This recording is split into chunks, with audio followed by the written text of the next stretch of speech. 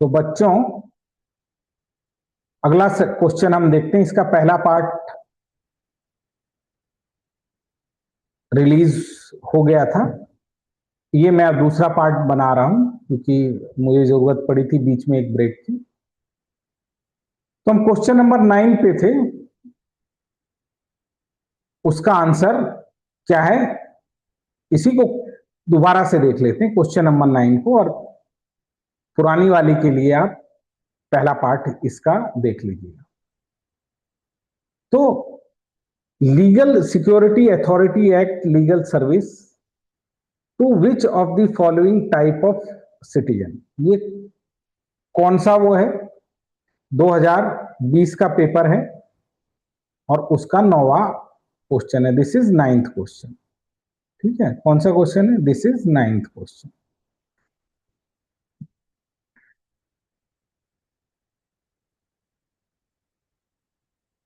तो इसमें हमें देखना है कि नालसा के अंदर किस किस को बेनिफिट्स मिलते हैं। तो इसमें हमने देखा था बच्चों कि ऑल सीनियर सिटीजन को तो नहीं मिलता है, रिच होंगे तो नहीं मिलेगा, 4 लाख की कैटेगरी लगाई गई है। तो इस क्वेश्चन को गलत करने के लिए क्या फीड किया गया है? इस क्वेश्चन को गलत बनाने के लिए ऑल फीड किया गया है। ऑल आप हटाएंगे, जैसे आप ऑल हटाएंगे तो अब आपका आंसर या तो 1 2 होगा या 2 3 होगा। तो person with annual income less than 1 lakh, ये इसका आंसर है। ट्रांसजेंडर के लिए 2 लाख, ये भी इसका आंसर है। 3 lakh member of other backward class, ये यूपीएससी बताता है, ये इसका आंसर नहीं है।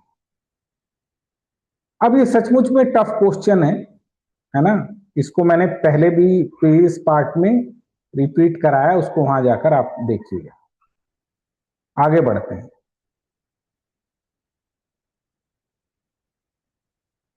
संसदीय व्यवस्था, पार्लियामेंट्री फॉर्म ऑफ गवर्नमेंट, आसान सवाल है पार्लियामेंट्री फॉर्म ऑफ गवर्नमेंट के ऊपर मीनिंग पूछा है। अब हमें देखना है, हमें तो रीड करना है एग्जामिनर का माइंड कि वो चीजों को कैसे देखता है।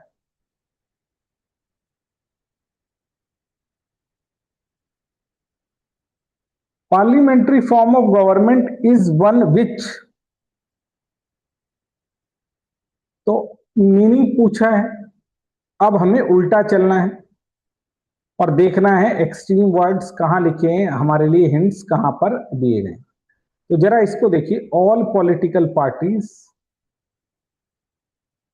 ऑल वर्ड कैसे लिखा है? ओके,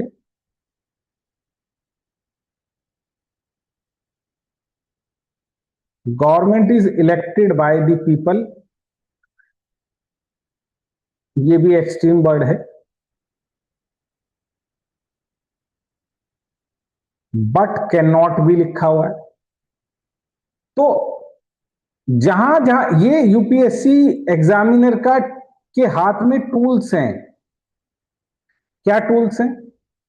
अपने स्टेटमेंट को सही या गलत बनाने के लिए। और अगर ये आप पढ़ना सीख गए तो क्या होगा, आप सब कुछ पढ़ना सीख जाएंगे। जैसे देखिए, आपको सही आंसर नहीं निकालना है, आपको अप्रोच सीखनी है। तो अप्रोच क्या है? The parliamentary system of the government is one, all political parties of the parliaments are represented in the government. अच्छा भाई, ये ऑल गलत बनाता है। ऑल कैसे हो सकती है? क्या कांग्रेस हो सकती है? नहीं, कुछ पार्टी ओपोजिशन में भी तो बैठेंगी जिनके पास नंबर नहीं आएगा, नहीं तो फिर इलेक्शन करने की क्या जरूरत है? तो ये नहीं हो सकता। ये आपको समझ में आया? ठीक है। All government is, the government is responsible to the parliament, इसको अभी छोड़ते हैं क्योंकि असली में स्टेटमेंट यही है, बी आंसर इसका। पर और क्यों नहीं है? द गवर्नमेंट कैसे गलत लिखता है? The government is elected by people.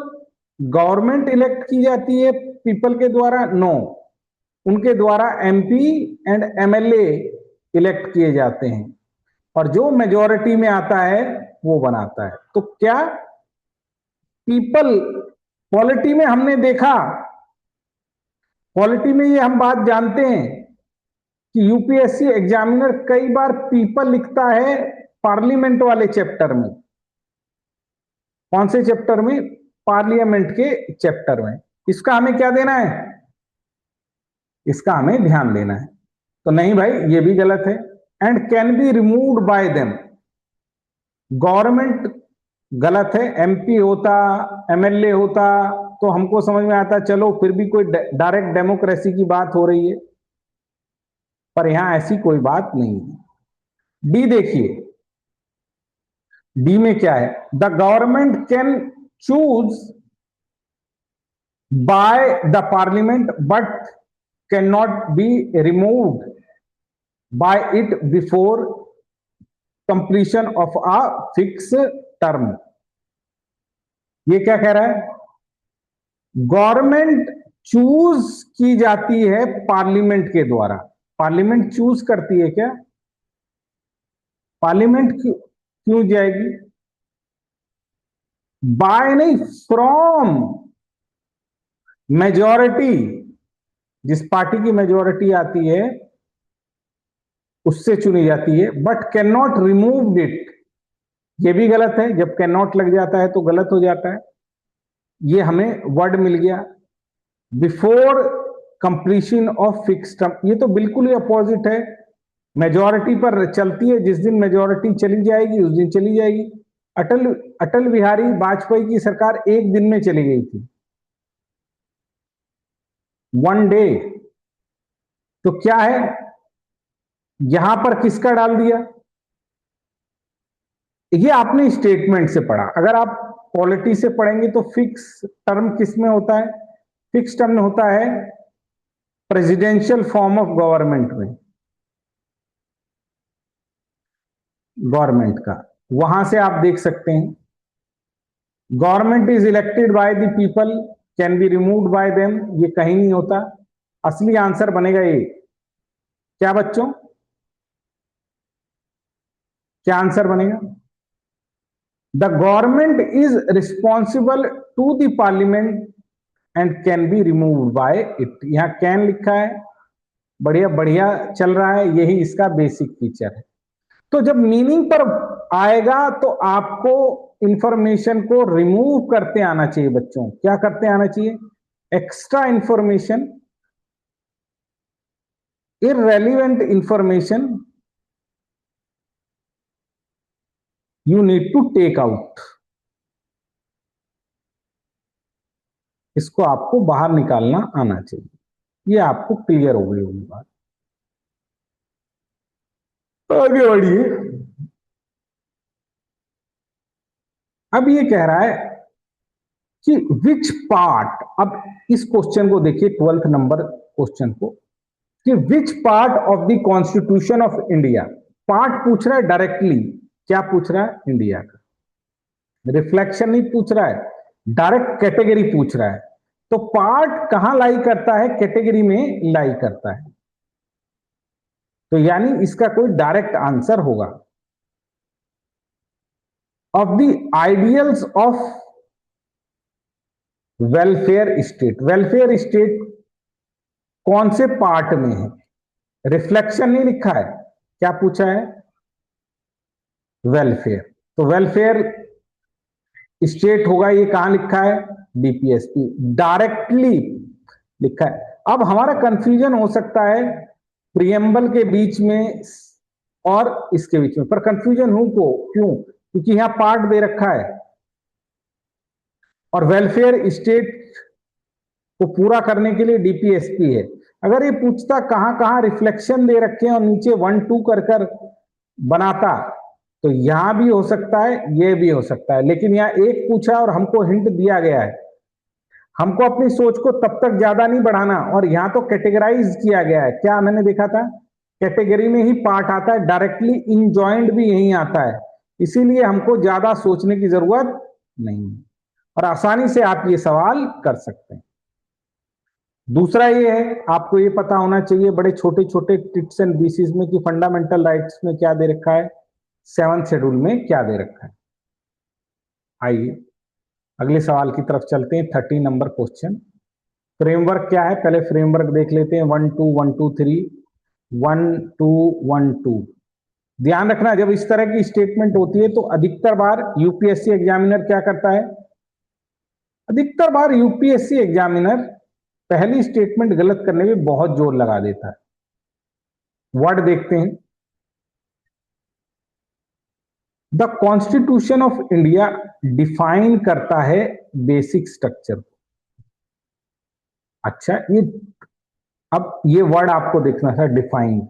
और आपने कई बार देखा कि ये इस तरह की स्टेटमेंट पूछी जाती है। किस तरह की स्टेटमेंट, कि भाई कॉन्स्टिट्यूशन इसको डिफाइन करता है, पूरी तरीके से डिफाइन करता है कि फेडरलिज्म क्या होता है, सेकुलरिज्म क्या होता है, फंडामेंटल राइट्स क्या होता है, डिफाइन होता है, कि बेसिक स्ट्रक्चर में ये चीजें आएंगी।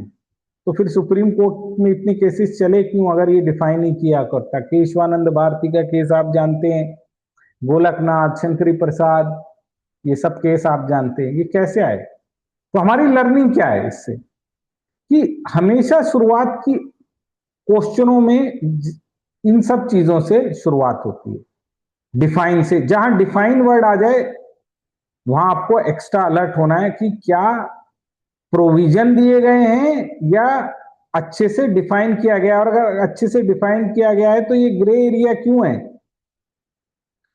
और क्यों सुप्रीम कोर्ट द्वारा क्या पूछे जाते हैं, क्वेश्चंस पूछे जाते हैं। क्या सुप्रीम कोर्ट द्वारा क्या पूछे जाते हैं, क्वेश्चन पूछे जाते हैं। तो भाई डिफाइन ज्यादातर आ जाए तो गलत हो जाता है, सुप्रीम कोर्ट ने कहीं डेफिनेशन नहीं दी। अच्छा,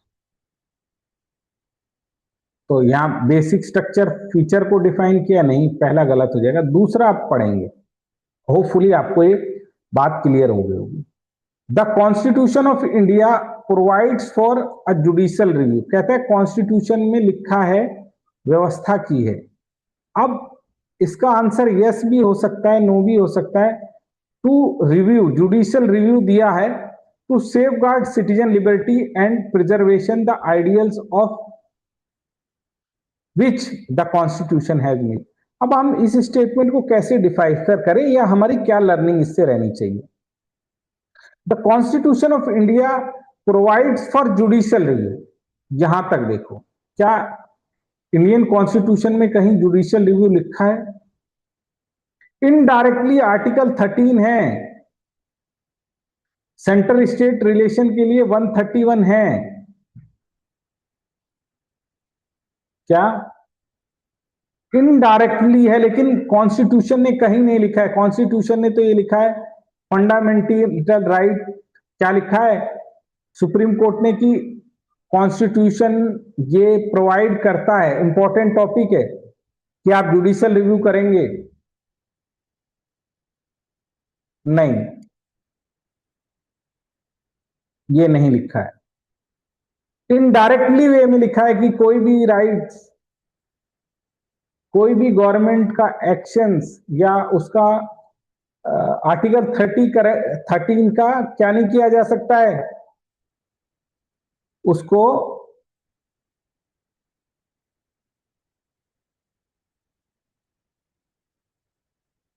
करटेल नहीं किया जा सकता।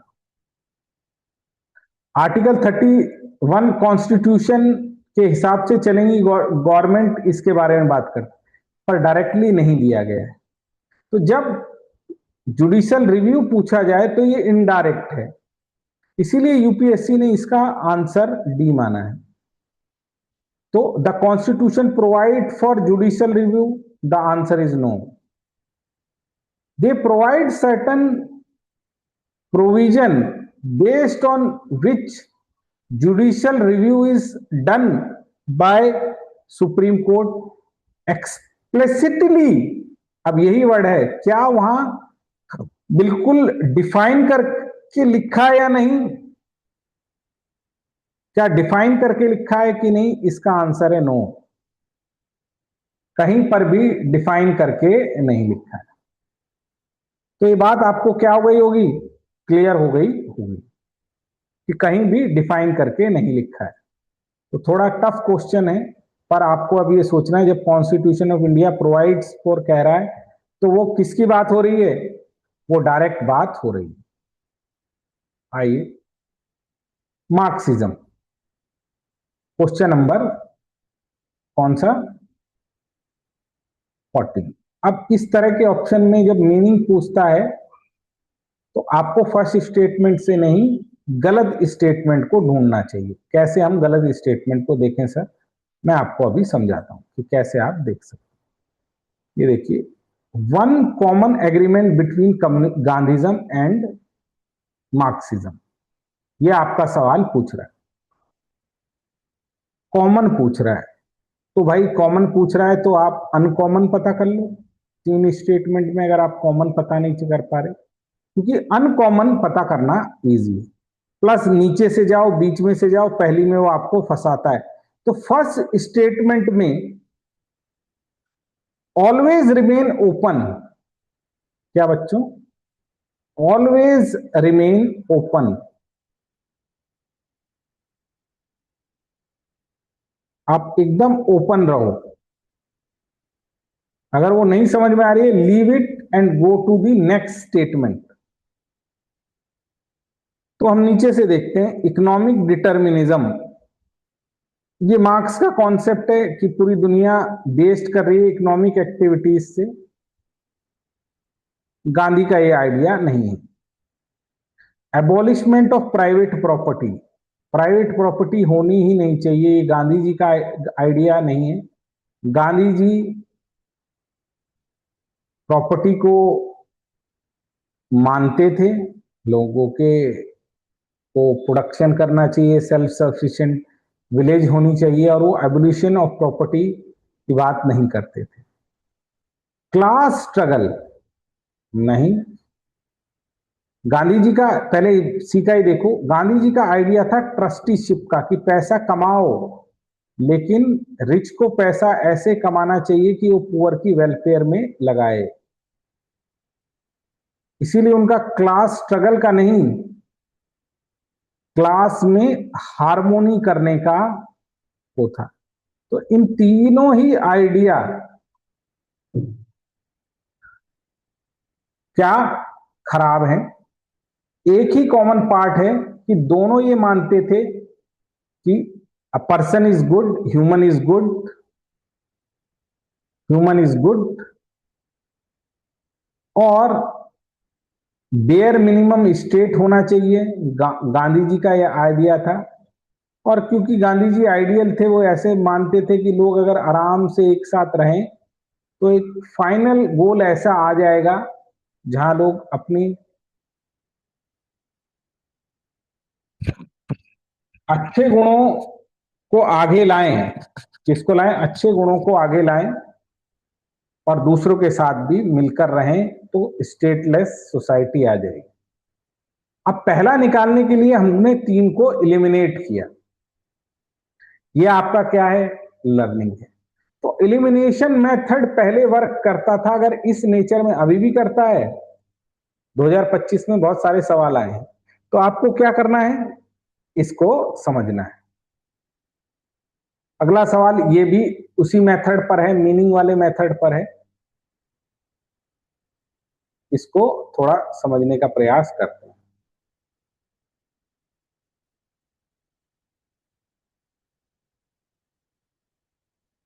15 number question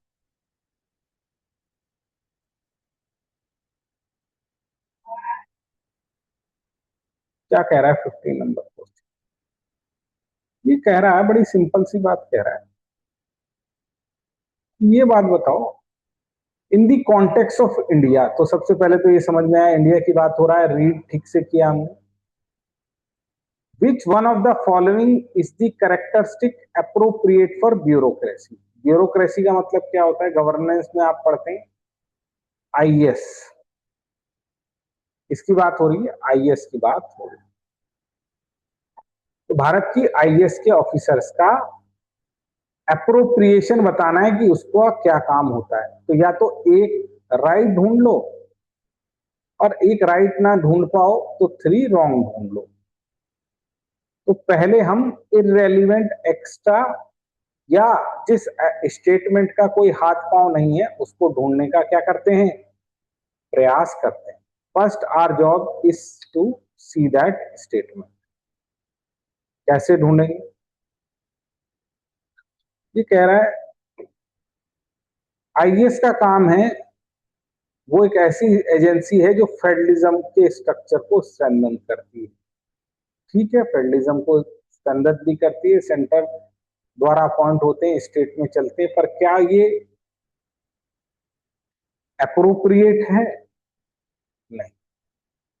facilitating political stability and economic growth. Economic growth को तो आगे बढ़ाते हैं, बिल्कुल ठीक है, पर फैसिलिटेटिंग पॉलिटिकल स्टेबिलिटी, इसका मतलब क्या है? मीनिंग यहाँ इंपॉर्टेंट है।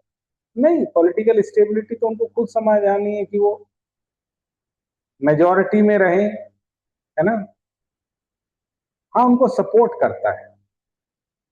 एंड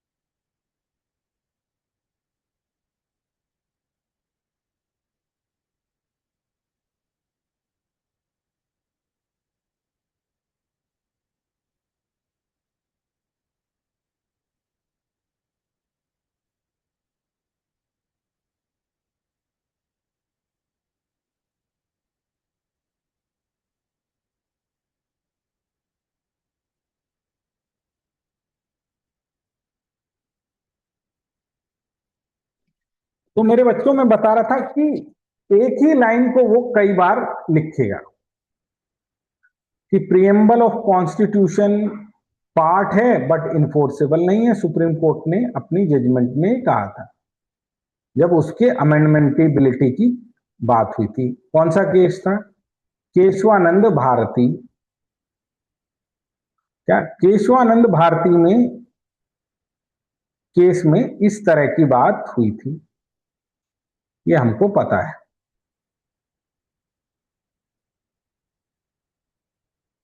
केशवानंद भारती में इस तरह की बात हुई थी, ये हमें पता है। अब आइए इसको कितने तरीके से लिख रहा है, देखो। It is a part of constitution, has no legal effect. Not a part of the constitution, has no legal effect. तो नॉट ये किसका सवाल है? ये रीजनिंग का सवाल है बच्चों। इसका सवाल है, it is a reasoning question, और आप आसानी से इसको सही कर सकते हैं। As a part of constitution and has a same legal effect as any other part. A part of the constitution but has no legal effect independently to other part.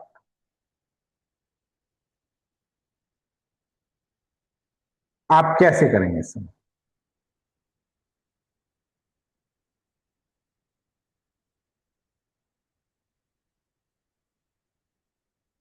Legal वाला गलत हो गया, नॉट वाला गलत हो गया। अब ये देखो, इसमें जोड़ा गया है, इसमें कुछ इंफॉर्मेशन ऐड की गई है। A part of the constitution but has no legal effect independent, तो क्या किसी के साथ जोड़कर है? ऑफ अदर, ये क्या किया गया है? ऐड की गई है इररेलीवेंट इंफॉर्मेशन। ये आपको डिफाइन क्या करनी है, ये आपको समझनी है। इसको आप समझ गए तो आपका आंसर क्या होगा बच्चों? आपका आंसर निकल आएगा। तो क्या समझ में आया कि जी, ये समझ में आया कि ये भी गलत लिखा है, इसमें एक्स्ट्रा इररिलेवेंट, तो क्या बचा? ये बचा। तो जब भी आप स्टेटमेंट खोजते हो तो 3 रॉन्ग स्टेटमेंट भी आपको खोजनी चाहिए। अब और सवाल देखते हैं, 2-3 सवाल और हैं, इनको भी हम लोगों को करना है, समझना है। 18 नंबर क्वेश्चन, बड़ा उसी से मिलता हुआ जुलता हुआ सवाल। खास ऐसे सवाल आपके लिए अब आ जाए तो आपको मजा ही आ जाए।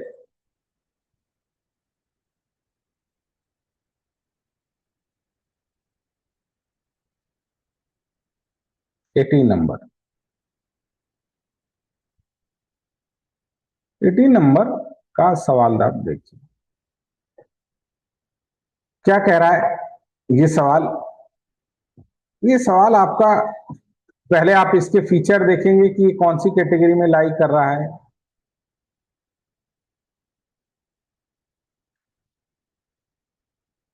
यहाँ 3 स्टेटमेंट लिखी गई हैं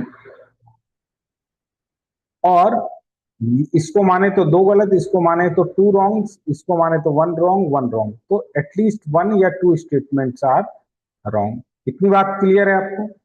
यस सर, इतनी बात हमको क्लियर है। ओके, तो जरा स्टेटमेंट देखना चालू करते हैं। With the reference to the provision contained in part 4। अब पार्ट 4 क्या है? तो जितने भी पार्ट दिए गए हैं पार्लियामेंट लक्ष्मीकांत में, वो आपको पढ़ने चाहिए। You should read them. पहली बात तो ये हुई, constitution of India, which of the following statements are correct? अच्छा, पार्ट 4 है DPSP, they shall be enforceable by court. अच्छा, they shall not be enforceable by court. अब इसका पैटर्न समझो, एक स्टेटमेंट वो ऐसे लिखता है, एक में नॉट लिखता है, और जब एक स्टेटमेंट ऐसी हो और एक स्टेटमेंट ऐसी हो तो यानी एक सही होगा, और या दोनों में से एक ही सवाल सही हो सकता है, या तो एक सही होगी या 2 सही होगी, या तो 1 के कॉम्बिनेशन या 2 के कॉम्बिनेशन में सही होगा। अच्छा, क्वेश्चन है डीपीएसपी का, तो ये हम जानते हैं कि ये नॉट है, कि उसको इन्फोर्स नहीं किया जा सकता। फोर्सेबल सिर्फ एक ही है, फंडामेंटल राइट। ये गलत हो गया, पहला काटते ही आपके पास सेकंड स्टेटमेंट सही है। अब तीसरी पर दारोमदार है, खाली 2 होगा या 2-3 होगा। The principle laid down in these parts are to influence the making of law of the state। DPSP यही करते हैं, यही कहते हैं, यही आदेश देते हैं। 3 बिल्कुल सही है, और 3 बिल्कुल सही है तो इसका मतलब है 2 भी सही होगा, क्योंकि 1 तो सही है नहीं, और 1 और 3 हो नहीं सकता, तो डी इसका आंसर होगा। आपने थोड़ा इलिमिनेशन मेथड को अपनाया। आगे आइए, इससे हम क्या साबित होता है, हमको फॉर्मेट भी थोड़ा समझने की कोशिश करनी है। अब बड़ा ही शानदार सवाल, किस पर बच्चों? अगला क्वेश्चन देखिए, according to the constitution of India, a person who is eligible for vote can made a minister in state of 6 months if he or she is not the member of legislature of that house. अब यहां पर कहां पर वो है who,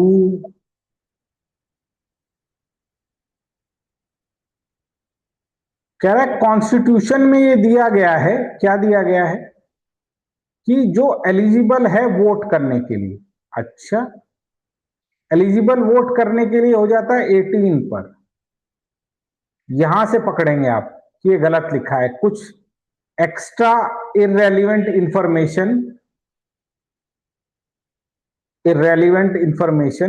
डाली गई।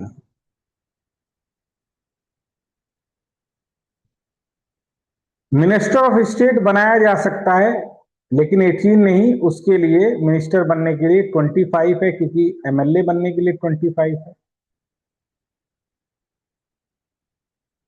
हाँ जी, 21 भी नहीं है, 25 है। तो हाँ, हमारे यहां ये है। अब यहां कॉन्स्टिट्यूशन ने ये दे रखा है, ये भी एक लोचा है। तो लर्निंग क्या हुई, अकॉर्डिंग टू दी कॉन्स्टिट्यूशन, इसके क्या बेसिस कहां पर है, ये हमें क्या होना चाहिए, वी शुड नो कि वेयर आर दी बेसिस, क्या बेसिस कहां पर है, कहां से इसकी शुरुआत हुई है। पिछले लेक्चर्स में भी देखा, क्या इसके लिए कोई कानून है, क्या ये कॉन्स्टिट्यूशन में इसका प्रोविजन है, क्या कॉन्स्टिट्यूशन ने इसको डिफाइन किया है, यही पहली स्टेटमेंट रहती है। According to the representation of people act, अच्छा क्या साबित होता है, हमें एक्ट पता होने चाहिए, क्योंकि एक्ट के बेसिस पर ही क्या आता है बेटा, क्वेश्चन आता है। A person is convicted for a criminal offence and sentence to the imprisonment of 5 years and, अच्छा अब देखिए परमानेंटली, ये हमारे लिए कैसा वर्ड है, हमारी दिमाग की घंटी बजनी चाहिए। ये वर्ड ऐड किया है, वर्ड एडिशन है।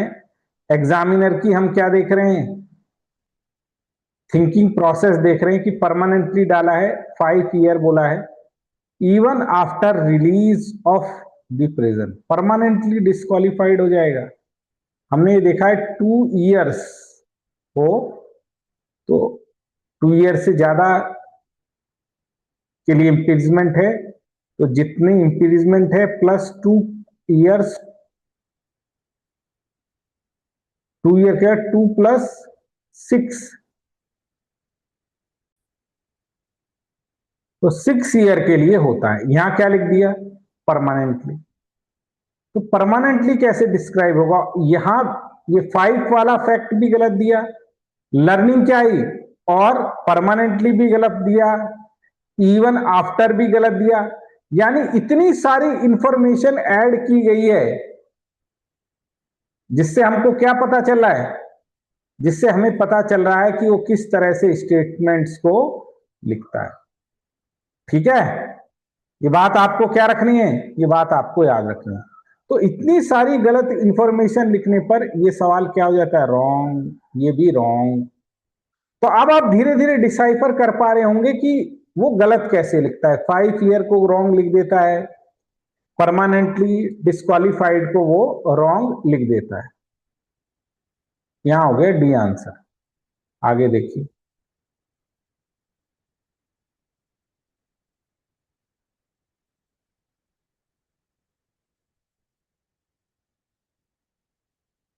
Consider the following statement, a president can summon a session of the parliament. तो पार्लियामेंट का सम्मन करना, प्रेसिडेंट का सम्मन करना, ये क्या है, यूपीएससी का सवाल है। At such place as he think fit, अब हमें इस पे नहीं लगना है, क्योंकि ये तो हमें पता है कि वो सम्मन कर सकता है, लेकिन प्लेस हमें मालूम नहीं है। मैंने आपको बताया है, पहली स्टेटमेंट आपको कम समझ में आ रही है तो भी आपको नहीं घबराना है, सेकंड पे मूव आउट करना है, यहां क्या रहना है, ओपन रहना है। क्योंकि वो दो चीजें मिलाएगा, आप कंफ्यूज होंगे। लेकिन नीचे लुक फॉर हिंट्स, आप किस पे नजर रखिए? आप हिंट्स पे नजर रखिए। अगर आपकी हिंट्स पर नजर हुई तो आप सवाल बना पाएंगे। यहां देखिए नो लिखा है, नॉट मैंडेटरी लिखा है, इसको ठीक से पढ़ना है, बस सवाल निकल आएगा। फॉर्मेट देखिए, एक स्टेटमेंट गलत होनी होनी है, पहले उसको समझाओ, निकाल लो। एक सही पहचान गए, एक गलत निकाल पहचान गए, आप आंसर को क्या करेंगे? आंसर को निकाल पाएंगे। क्या आंसर को निकाल पाएंगे? तो there is no minimum number of days that parliament is required to meet in a year. बिल्कुल ठीक है, पहले नेहरू जी के टाइम पर 120 डेज लगती थी, अब 50-60 डेज ही लग पा रही है, ऐसा ही कोई रफ नंबर है। तो कोई मिनिमम कॉन्स्टिट्यूशन ने कहा नहीं है। थर्ड स्टेटमेंट सही है। अच्छा, अब सेकंड पर सारा दारोमदार है। The constitution of India provides for 3 session. ये कह रहा है कॉन्स्टिट्यूशन ने प्रोवाइड किया है, बोला है। पूरी की पूरा प्रोवाइड का मतलब क्या होता है? सिस्टम बनाया है। Provide means they give a proper system how the session will be going to held. So there is no minimum number of days that parliament is, oh, the second statement देखिए, the constitution of India provides for 3 session। नहीं, constitution में ये line लिखिए कि 6 महीने 2 session के बीच में 6 month से ज्यादा का गैप नहीं होना चाहिए। हम कल्चर से 3 सेशन कर रहे हैं, पर कॉन्स्टिट्यूशन में लाइन ये दी है। तो एक तो ये अगेन कॉन्स्टिट्यूशन प्रोवाइड्स, ये डिफाइन, यहीं पर क्वेश्चन गलत सही हो जा रहा है। लेकिन यूपीएससी एक से ज्यादा बार हिंट देता है of the parliament in a year, but it is not mandatory to conduct 3 session. ऐसा कुछ भी नहीं है, नॉट मैंडेटरी डाल के उसने और बताया कि मैं गलत लिख रहा हूं। तो सेकंड गलत हो गया बेटा, थर्ड सही है। 1 की आधी इंफॉर्मेशन हमको पता थी, आधी यहां है ही, क्योंकि और कोई ऑप्शन बचता नहीं। थर्ड सही है। तो आंसर 1 और 3 यानी क्या हो जाएगा बच्चों? आंसर हो जाएगा सी। ठीक है, क्लियर हो गया होगा एरिया। सो हमने सारे ऑप्शन को एक्सप्लोर करते हुए मैंने आपको सवाल बता दिए। आपको आशा है कि सारे सवाल समझ में आए होंगे। आपको सवाल अगर कम भी समझ में आ रहे हैं तो आप उनके साथ जूझिए, हिंट्स को देखिए। यही स्ट्रेटेजी आप बाकी सब्जेक्ट में भी लगाइए, आपको हेल्प होगी। तो थैंक यू वेरी मच, जुड़ने के लिए आपका बहुत बहुत धन्यवाद। क्लासों को देखते रहिए, जीएस पेपर 2, जीएस पेपर 4, आपको कोई प्रॉब्लम नहीं आएगी, आपका रैंक लगेगा।